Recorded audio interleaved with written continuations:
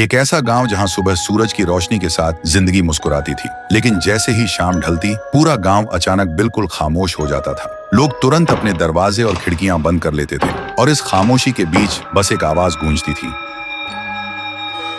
एक ऐसी घंटी जो हर शाम खुद ब खुद बजने लगती थी। और सबसे अजीब बात, वह घंटी बिना किसी सहारे हवा में तैरती हुई चलती थी। उसकी आवाज इतनी तेज होती थी कि जो भी उसे सुन लेता उसके कानों से खून बहने लगता और उसका सिर फट जाता। और सुबह गांव के बीचों बीच उसकी कटी फटी लाश मिलती थी। इसलिए डर के मारे लोग शाम होते ही अपने अपने घरों के दरवाजे बंद कर लेते थे। उसी गांव में रहता था थुंग थुंग। थुंग थुंग खेतों में दिन भर कड़ी मेहनत करता था और शाम ढलने से पहले ही घर लौट आता था। लेकिन थुंग थुंग के दिमाग में सिर्फ एक ही सवाल घूमता रहता था कि अगर घंटी हवा में तैरती है तो उसे चलाने वाली ताकत क्या है और उसका राज क्या है। फिर एक शाम थुंग थुंग ख्यालों में इतना खो गया कि उसे पता ही नहीं चला कब शाम के 7 बज गए। फिर वह जल्दी से घर की तरफ निकल पड़ा, लेकिन गांव में कदम रखते ही उसने देखा वह घंटी हवा में तैरती हुई सीधा उसकी तरफ आ रही थी। यह देखते ही थुंग थुंग घबरा गया और तभी वह घंटी तैरती हुई बिल्कुल उसके पास आकर रुक गई और जोर से बजने लगी। उसकी आवाज इतनी तेज थी कि पूरा गांव कांप उठा। लेकिन थुंग थुंग को उस आवाज से कुछ नहीं हुआ,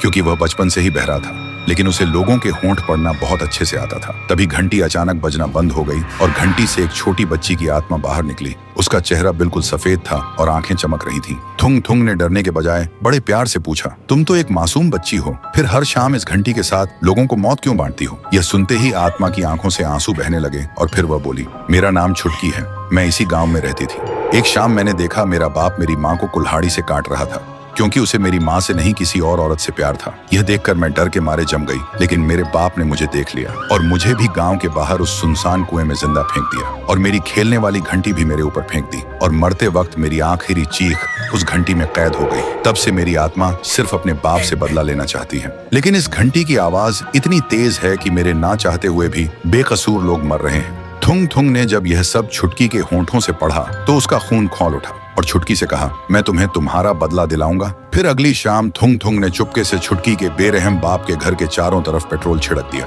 फिर जैसे ही शाम के 7 बजे छुटकी की आत्मा प्रकट हुई।